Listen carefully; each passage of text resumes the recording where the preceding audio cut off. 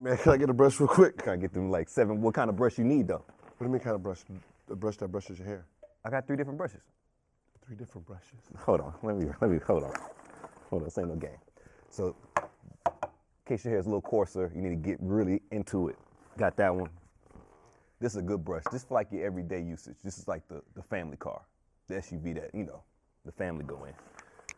This is like the Porsche. You know what I'm saying? This finishes. So which one do you need? You want me to break it down by coaches, if they were coaches? Okay, we got Steve Kerr.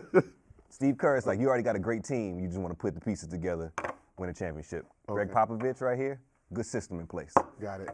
Stan Van Gundy, because they got to be hard on players and everything. Okay, I'm going to go with the hard brush. Go with Stan. First of all, why do you have 3 brushes, brother? Hey, you never know what you may get. Why you looking at my, look, spinning. I'm black. I've never seen somebody hold 3 brushes. Hey, I got 3 on me. I'm white. I've never seen any of these brushes.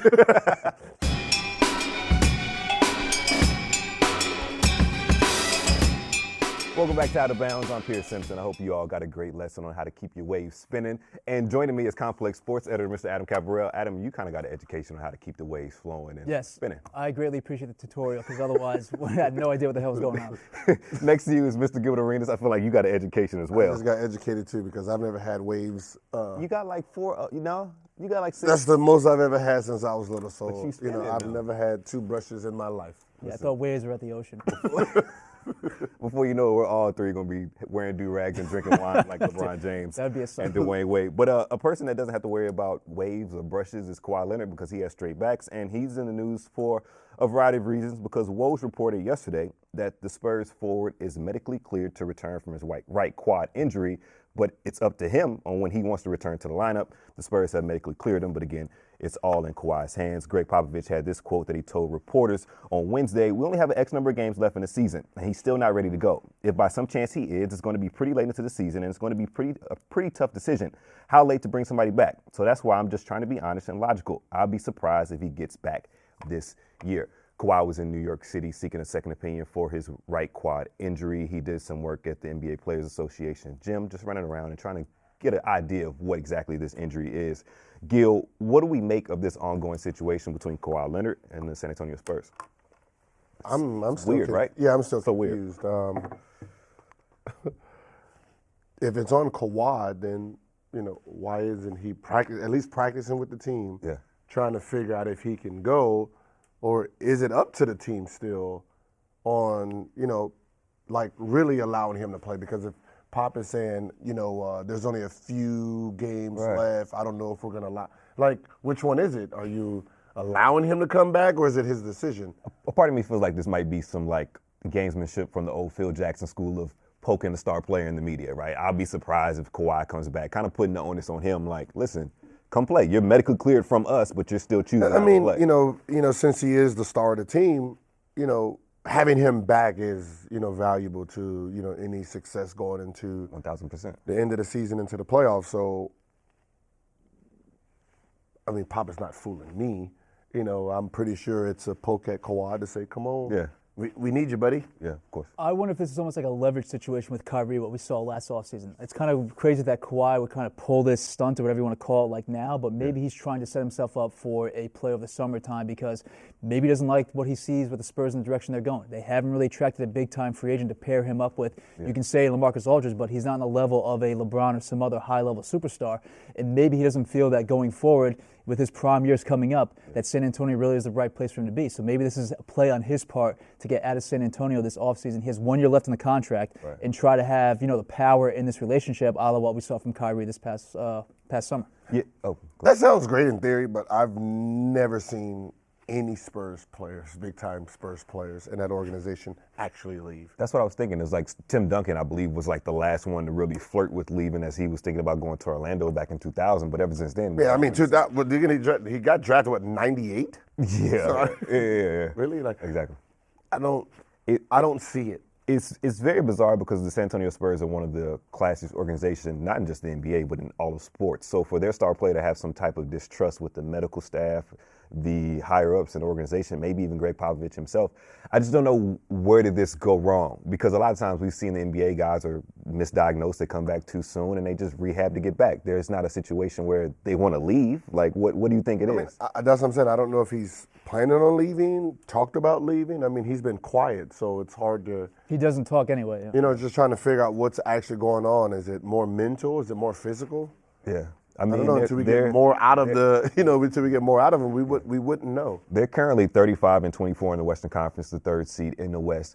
Maybe Kawhi is saying to himself, do they really need me? Maybe it's just a hurt of his ego. Do the Spurs need Kawhi Leonard? Hey, I've said this. We know where you fall. I've said this the whole time, and that the Spurs, no matter who's on that lineup, Did you see how much joy he got? It's like the machine keeps running, and that's why I said the value of Kawhi Leonard to the Spurs or to the NBA as the third best player, and this two-way player. Like, if that two-way player is not on the team, it should affect that team for the value you're giving him. Mm-hmm. But is he becoming the superstar because the team is winning 60 games every year?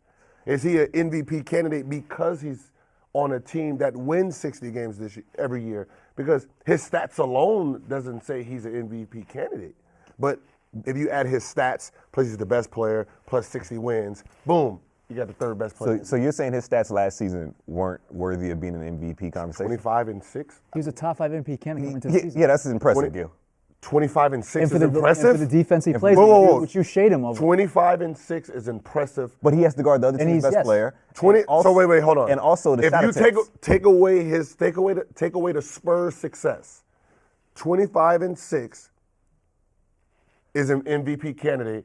In the little motherfucker in Portland, Dame Leonard averages 27. He can't even make the fucking All-Star game. Yeah, but question. 27-5, he can't make the All-Star game, but 25-6 is an MVP candidate. Counterpoint for you: has Dame Lillard been a two-time Defensive Player of the Year? Why is he becoming a two-timer? Because of his record. The record yes, the record helps. So now you take the record out. Is he an All-Star? Is he MVP candidate? But Gil, no. that never. So you take him off the Spurs in that same record. Kawhi Leonard's an All-Star. But Gil, if you records are a part of the equation. So now, but that's what I'm saying. Regardless, there's been plenty of players that play on terrible teams, accumulate great stats. I value that better.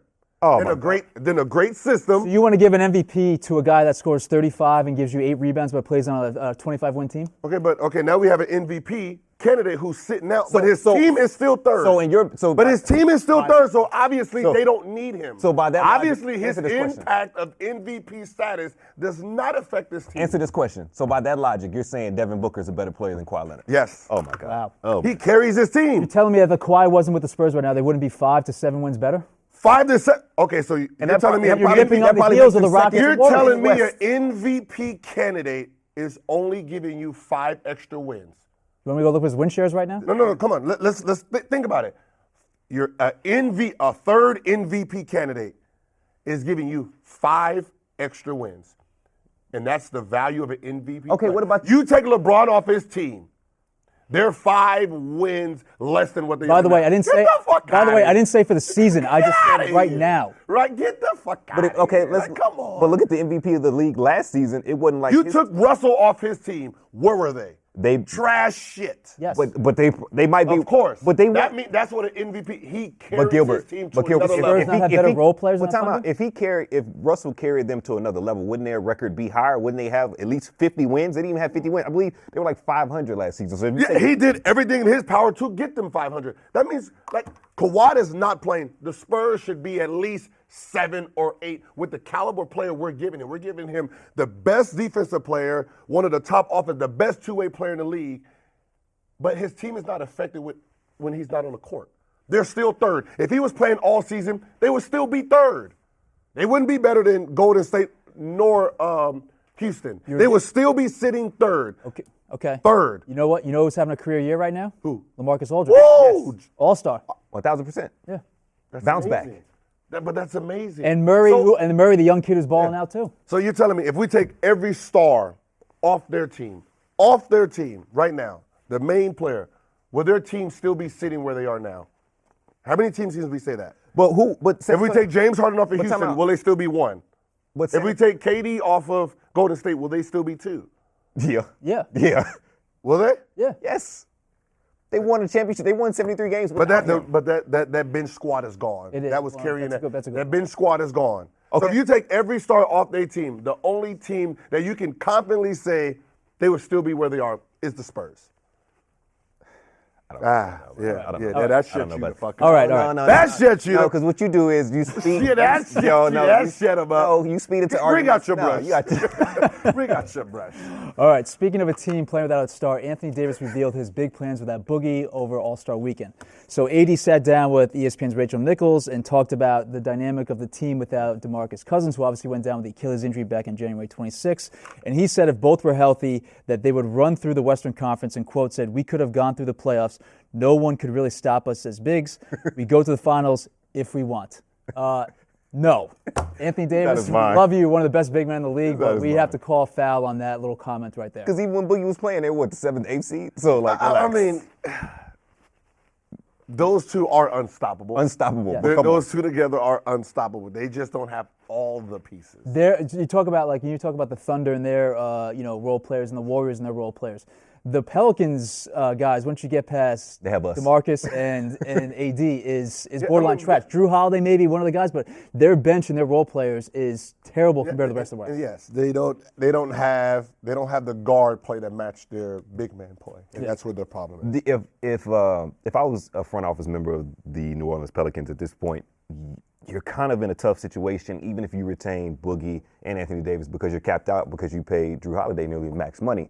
If you want to have a successful long-term future and really compete in the Western Conference, you may have to break up that big man tandem, no matter how enticing it is. You can't get rid of DeMarcus. You can't, but it's like, what do you do? You break up the big man. That's their success. So if you have those three guys, that's max money. Then you just bring in shooters and people who want to play. But they that's can't where your pay Channing. anybody. That's where your Channing Fries come from. Your JaVale McGee types. Your Nick Young types. Those type of guys who believe in the two big men. And you can bring them in for vet. But here's a question for you. You're going to get a veteran like a Nick or a Channing Frye going to a place in New Orleans, which you say is not a big destination for guys, and only pay them a couple $1 million for what they can afford? But no, you're not. You're not. But to be fair, Nick, it was down to the final two teams in his free agency destinations. It was Golden State and New Orleans. It was Golden State and Milwaukee.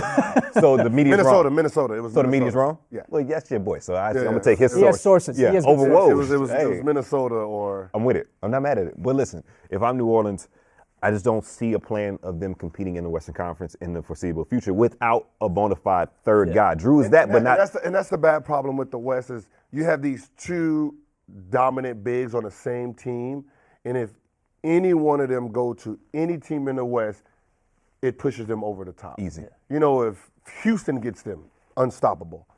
If Golden State gets them, you'll never beat them in a fucking day in your life. Do we? Do we expect Boston to maybe make a move for Anthony Davis? The East Coast team will benefit from him. As a fan of an Eastern Conference team, I would love some more balance and just to have the conference even out. But I mean, AD's been on the record saying he wants to win. Yeah. Now, you take DeMarcus out of the equation for them going forward, and they're going to struggle mightily to make the playoffs. Like, their path to the playoffs this year is difficult without him.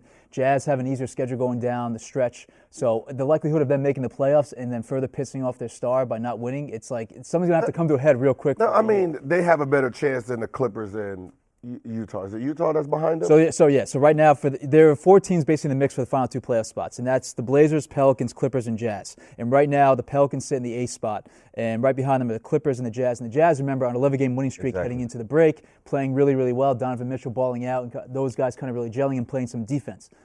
They're 4-5 without, I think only 4-5 without DeMarcus right now. So you've seen a marked, break in how good they've been playing. I mean, I would give them the nod for AFC because he's actually a bona fide star.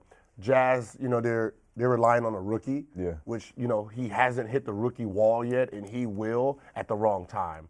Clippers, Lou Williams is their best player right now. He's not having firepower. They've been so they don't have true superstars that demands anything from the two teams that's in 9th and 10th. So I will give my nod to Pelicans because AD can carry the team on the back. So let me ask you this question. Oh, go ahead. But no, just to quickly before you get to your point, real quick. He talked about with Rachel that he needs to get 40 a night for them to win, and to give him a chance is what he said.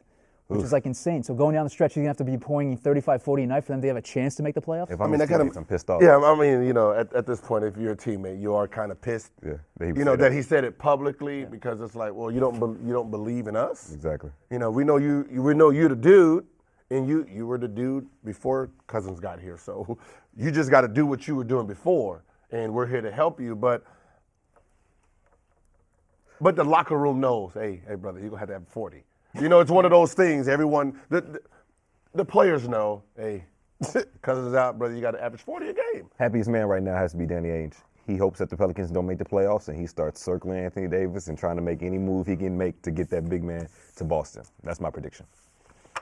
They got the firepower. They had the pieces. If you go to New Orleans and say, listen, I give you Al Horford, Jason Tatum, and a couple picks, they'll give you. Yeah, just give him like 3 number ones. I don't see. To be honest, I don't see big men. I mean, because he's a big man and he's the best big man in the game. East, West, it doesn't matter. I'm pretty sure we're gonna start seeing a lot of guards. This might be a conversation for another day. You think AD is the best big man in the NBA right now? He's one of the two. I'd put Behind him and Cousins, 1-2. Okay, as long as you didn't. Yeah, him and Cousins, 1-2.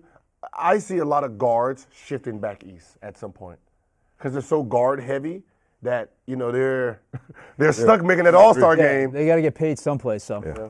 One collegiate guard that's been lighting up the scene for early parts of this season, kind of cooled off here lately, and Gilbert Arenas is going to give Oklahoma guard Trae Young some advice on his future. This is the pull-up. Fellas, at the start of the collegiate basketball season, a lot of people were pegging Trae Young as potentially being the number 1 overall pick if he were to leave for the NBA draft. LeBron even encouraged him to leave for the NBA draft. But here lately, in his last 6 games, he's 38 for 113 from the field, 34%, and he's 11 for 56 from 3, which is 20%. And they've lost 10 of the last 15 games. Has Trae Young's draft stock dropped? His stock, no. When they started off 11-1, a guard his size and ability that he was showing, I pegged him as anywhere from 7 to 14. As far as in the draft? In the draft. So with the lack of success he's having now, he's still 7-14. There's no, his skill set is not going to deplete because he's having a bad run. I mean, he just has to understand that no one knew you in the conference when you first started. So your success was because everyone was playing you straight up. Yeah. Everyone was playing him straight up. So he's torching people. Everyone's adjusted to his style of play. Yeah. But he hasn't adjusted to the defense. So that's why he's struggling, because the shots he was getting earlier in the season, he's not getting that now because everyone's like, okay, the rest of your team sucks. I'm just going to focus on you. Yeah. Now every shot you take is harder, further. I mean, so you're just making the game difficult because you're not adjusting to the defense anymore. It's also probably, freshman wall hitting that a little bit. And number 2, I mean, I'm pretty sure that the Big 12 is the top conference in America this year in terms of just overall depth and how good they are. So you're playing against the best competition. You have the burden of the offense on you. They're relying on you to levels that we haven't seen for a college player in a long time. You're going to get burned out. Again, defense is going to adjust at some point, and you're going to get exposed a little bit. Trae Young has a lot of skills that are going to, apply easily to the NBA that make him a attractive top 10 draft pick potentially. But he's also got a lot of, cons against his game and stuff that doesn't really work out that well. Not very explosive, not a great athlete. Obviously the size is a big issue. Yeah. Turnovers, other things like that. So, yeah, I mean, at some point you're going to have a regression to the mean, which we've seen a little bit. But, he still should be a top 10 draft pick. Is this an ongoing trend where a lot of players that are highly recruited prospects go to, I would guess, programs that aren't necessarily high prestige when it comes to college basketball? The last 2 number 1 overall picks. Teams weren't very good. I believe they didn't even make the NCAA tournament. Markelle Fultz and Ben Simmons. Markelle going to Washington, Ben Simmons going to LSU. Is this a trend? I mean, talent is talent. Talent is going to get drafted. I know this whole theory of we're going to all go to the same team, win championship, and that's going to, that works for some players, but talent stands out. I mean, if you're a talented player, they're going to find you. That's what I said before the season started, when he started 11-1. Looking at his skill set, small guard, not fast, not explosive, can shoot the shit out of the ball, can create his own shot. Going against athletic guys, big men in the draft, I put you at 7. So someone to grab you at 7, between 7 and 14. You drop, your stock drops. Once you hit combine and you're showing your shot and your ability, you're back to 7 to 14. So when you have him pegged between 7 and 14, would you encourage him to leave early and go into the NBA draft? I mean, his stock is not going to get any better. Right. It's not going to get worse or better. I mean, you go back to school one more year, I mean, it can only go down from there. I mean, the history, like, has any almost guaranteed top 10 pick come back into school? Like, no. Like if I'm his parents or anybody that has his ears, like, there's no point of going back. You'll be a better 20-year-old playing against NBA players than playing against kind of like the thought process you had. I just wonder if it's like, the side we've seen from him production-wise, is it, the attention that ESPN has thrown upon him where it's like, you're going to be watching another game and they have a Trae Young tracker on the bottom line. Like, that's insane for a freshman that's playing at Oklahoma right now. I mean, but when he came, he came out scorching. I mean, it was one of those things where you couldn't deny watching and, focusing on him, and a team is going to draft him knowing we don't have to worry about him getting doubled. We have other NBA players. So what he's talented at is going to work on this level. Do you have a particular team in mind that you would like to see him on that he could potentially flourish with? A Toronto style, Lakers style. Right. A team that's going to sit here and go up and down where he can just, do what Curry does, just chuck shots up and play open style. You start putting players like him in a half court, in those type of systems. It kind of takes away their talent. If New Orleans had a pick, maybe the Pelicans space the floor a little bit. No, I mean that'll help him because he doesn't really need to truly be a true point guard in that system because you already have two big men who can pass, shoot, dribble. So the offense goes to them, and you're just a guy out there that has the green light. That's a really small two-guard. He's 6'2", 180 right now. It doesn't matter. You have a small two-guard, but you got two 7-footers back there. I mean, it worked for AI, but wait. So are we going to slot him at the 2 instead of the 1? No, what I'm saying is you don't need to play a traditional point guard position. You can be like Curry out there. You just score. Don't worry about trying to get 15, 20 assists. You score, add to what we have, because at the end of the day, no one's going to take an advantage of you because you have two big guys there. And honestly, who can control that rim. If you already have Drew Holiday, who's a bigger combo guard. But it works because when Jameer Nelson and all of them was at Orlando, you didn't have to worry. You couldn't take advantage of them because you had Dwight Howard back there. Yeah. But you're just clogging up the fucking lane. Of course, this might be a moot point because I don't think the Pelicans have their first-round picks. They've just been trading them left and right. So. Well, yeah, NBA DraftNet has Trae Young going to Cleveland right now. So LeBron has talked him up big time. So maybe maybe another shooter for LeBron. LeBron will like him for like 3 months and then trade him. All right, keep it moving. We're going to tease our friends at Pacific Northwest with the idea that the NBA may be returned to Seattle. So the Sacramento Bee came out with a report that the Warriors plan to host a preseason game with the Kings up in Seattle this summer. And obviously Oklahoma City Thunder left Seattle in the 2007-2008 season, and there's been kind of consistent rumors and speculation that will the NBA ever return to Seattle. So good first step, I guess, for the city to host a game for the first time in a long, long time.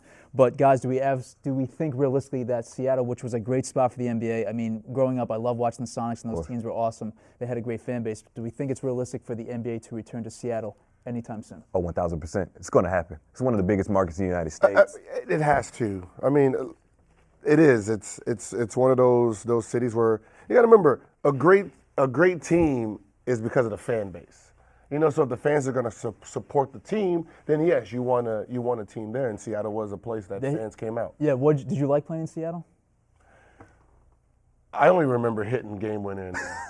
Other than that, I don't really remember. Of course, I feel like that's your career, Gilbert. I only remember the game winner. I don't really 60-pointers. It was one of those things. Was that a 42-point performance? Which one was that? I don't remember the total. Was that the one where you stumbled and threw it off the backboard? No, that wasn't a stump. I hit it. It was my type of floater. It was a stump. But it was coming off of. Did you call glass? No, it was coming off of. I missed a game winner in Portland. Okay. And Skip Bayless was talking shit. Maybe he needed to shut his mouth and play and blah, blah, blah. And then next game was against them and hit the game winner, and that's why I took my jersey off and put it in the middle of the floor. Hibachi was here. Hibachi was here. And that's when the G units. The tank top, so that's what you had. Popular. So I had that under. And the funny part is they let me get away with it. Hey. Of course, all that material you had on, it's a modern miracle that you were able to score a game winner. Them jeans and the tank tops were heavy, but go ahead. Yeah, no, Seattle's trying to. It's been a stadium issue up there. They have a new round of funding to either build a new one or maybe improve Key Arena. I would love, again, for my nostalgia, I would love to see Seattle get a team again. I don't know if you make it the Sonics or whatever, but Seattle deserves this as an NBA town. We've seen them be successful. The fan base is awesome up there. Mm-hmm. What cities don't deserve an NBA team to have them. That don't? Yes. New Orleans. Damn. They never fill that arena. They don't support it. And also, like, no real big businesses down there. Another hot take. Detroit. They don't fill that They're not arena going to the either. new arena They're not either. going to the games. Yeah. Milwaukee's building a new arena. But I'm going to give you. Milwaukee. They are. They're And they building have a a new arena. practice arena. But those fans show up and they love the team. Memphis may not deserve an NBA team. No, I Memphis. feel like they that's show a up? basketball hotbed. Yeah, that's Okay. Memphis. Okay. They They show up? Yeah, All they right, show they up. show up. They show up. I mean, the city's a ghost town, but they come for that team. What about Phoenix right now? They've been bad for so long. They have history, but like they've been terrible. That for owner so just long. don't want to spend money. Am I I don't. It's. Sarver? And Tucson was an amazing basketball city. I mean, we were overshining the Phoenix Suns when I was there, because there was a bad team. But when Steve Nash was there, the team was, the popping. fan base was good. If you're the Clippers, do you think about moving to Seattle and just saying, this is our city, we don't have to worry about being second fiddle in a major market? They can move to Vegas. Yeah, but I don't know if they... I mean, Steve Ballmer made his money in Microsoft, so he has ties to Seattle. But I mean, wouldn't you rather be in LA though? not when that I mean, you market can is make a up there. case. And You it's can No, make, you can make a case to the Lakers in their establishment that LA doesn't deserve a second team. Like the Lakers have this town. They have But let's be honest. You're a businessman. yeah. You want to be a Clipper. Because you want to stay in LA. Oh no, you want to stay in LA. You want to stay in Yeah. LA. I mean, I'm surprised another team hasn't tried to But go here's to LA. here's the thing that makes Seattle very intriguing is the fact that you have the local TV market. We know a lot of teams make most of their money through the local TV revenues. That market is untapped. Of course, you'd have to be the Supersonics again because the NBA has that deal where when Seattle initially left, they had to create a whole new branding for the Oklahoma City Thunder. So the Supersonics would be the Supersonics again. But I think it's just a gold mine out there. And whoever San goes Fran will be a gold mine. All I'll say is this: I would love to see a new team in Seattle. I don't want to see the NBA expand though. I don't want to see more. If I don't want to anything, see it more needs to- teams. Well, then, I mean, there's enough bad teams. If anything, in we there need right less now. teams. San Fran. You Golden have, State. yeah, but you have Golden Golden State. Golden State's going? They're They're moving going to to San San Francisco Fran. proper in a few Yeah. years. Chase They're up. building a massive arena. So they're taking one out of Oakland? Yeah. The only thing that's going to be left in Oakland is the A's, and they might leave.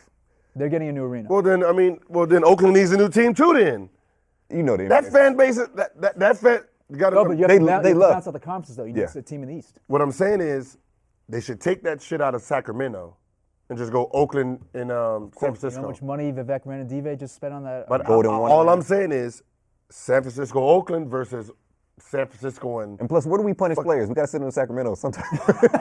Oh yeah, So what I'm saying Cowtown? is, you got to remember, Oakland and San Francisco does not get along. No. That's not so. If you're those fans, those Oakland fans, they're not traveling across that bridge. Like they want to go there. Fuck them. It's too much traffic anyway. Yeah. So if you think about the A's and Giants, they don't get along. They're not the same fans. No, but- so those Oakland fans are not going to be the same Golden State fans. I mean, the San Francisco fans. Yeah, but then you have to add two teams and just balance out stuff. It's too much of a headache to make that happen. You got it in Sacramento. You got to add a team in the East though to balance out the. Do we conference. need the Hornets? My guy Tate Frazier at the Ringer is going to get so upset hearing me say that. But do we need the Hornets? I mean, they've kind of been middling for a while. They've left before. They don't really support their team. They're trying to get out of money right It's a now. basketball hotbed though. for college, For I know. college. Kentucky. Louisville could have a team. Kentucky. That area could have a team. New As Mexico. long as Rick Pitino's not. Yeah, out. Louisville How has about, bigger how about issues New for that. Mexico? No. Why? You want to go to New Mexico? Go to, Sounds good. Yeah. Just sounds you know, Hispanic. Just sounds like Hispanic. Like New that's Mexico. the Raider fans. Yeah. They spend money. They come and support the team. I would personally get one in New Mexico. So you want to have an NBA outpost in Santa Fe, Albuquerque? Okay. What about international? Hey. Huh? What about international? Mexico City? We can have our game in Mexico City. Hey, I believe the NBA is already having games in I mean, there. they Yeah, left and then what is the turnouts? Very well. Well, very well. Very well. Listen. Virginia. No, that's not gonna happen. That's not gonna happen. What? It's not gonna happen. Baltimore, Virginia. Come on. The Wizards. Yeah. You played with them. That's who That's represents Virginia. That's DC. Oh, man. Baltimore has their own fan base. I believe it's called Virginia. the DMV. Thank you. Yeah, that but- wraps. Listen. Oh my. Commissioner Gilbert The Arenas. DMV is like That wraps up the LA edition to San Francisco. of Out of Bounds. For Adam Caparel, Gilbert Like Arenas. 5 hours away. I'm Pierce Simpson. We'll see you next week. This is Out of Bounds.